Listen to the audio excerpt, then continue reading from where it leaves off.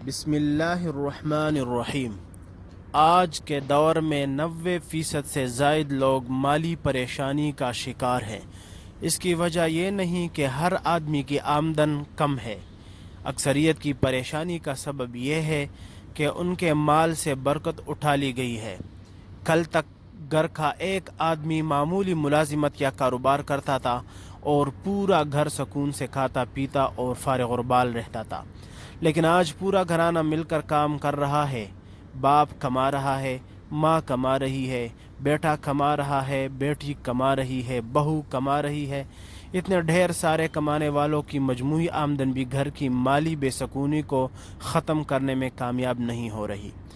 وجہ وہیں بے برکتی اور اللہ کی رحمت و برکت سے محرومی ہے۔ ہر آدمی پوچھتا ہے کہ آمدن بڑھانے کے لیے وظائف بتلائیں۔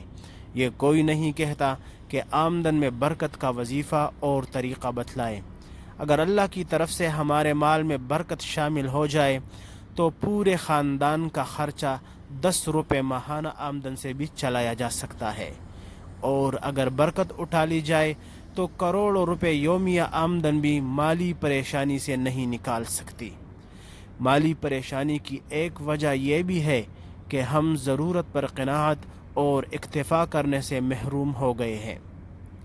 ہر بندہ صرف اس پریشانی میں مبتلا ہے کہ اس کو موجودہ وسائل سے بہتر مالی وسائل مل جائیں، بھلے آج کے وسائل اس کی ضروریات پوری کرنے کے لیے کافی کیوں نہ ہوں۔ چنانچہ جس کی 10,000 انکم ہے وہ 50,000 کی انکم میں ہے، جس کی 1,00,000 روپے انکم ہے وہ 20,00,000 کی فکر میں ہے، حالانکہ گزارا کرنے والے 10,000 سے کم میں بھی کر رہے ہیں اور لاکھوں کروڑوں کی تعداد میں ہیں۔ اللہ تعالیٰ سے زیادہ مال مانگنے سے بہتر ہے کہ حاصل شدہ پر قناعت کی جائے، اور حاصل شدہ مال پر قناعت مانگے اللہ رب العالمین سے تو شاید زیادہ فائدہ ہو، کیونکہ زیادہ مال مانگنے کی طلب اور محبت جس طرح آج ہمارے دلوں پر حکمران بن بیٹھی ہے، وہ مزید مال ملنے پر مطمئن نہیں ہوگی، بلکہ الٹا وہ اور بھڑک اٹھے گی۔ اصل دولت مال اور سرمایہ نہیں، اصل دولت قناعت اور استغناء قلبی ہے۔ ان تمام باتوں کو ملحوظ رکھنے کے بعد مالی معاملات میں کسی بھی قسم کی پریشانی کے لیے اللہ رب العالمین کی عنایت اور رحمت کا دروازہ کھٹکھٹائیں۔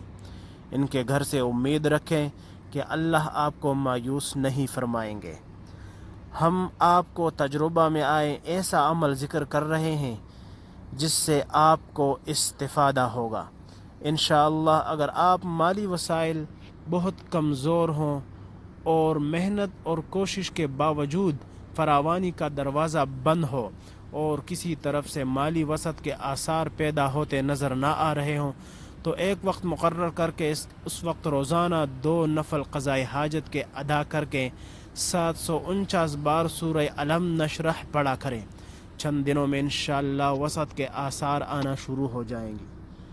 دوسرا عمل یہ ہے کہ سورۃ القریش پڑھنے کے بعد کچن میں موجود کھانے پینے کی اشیاء پر بھی دم کر دیا کرے، اس سے ان میں بے اندازہ برکت ہو جائے گی انشاءاللہ۔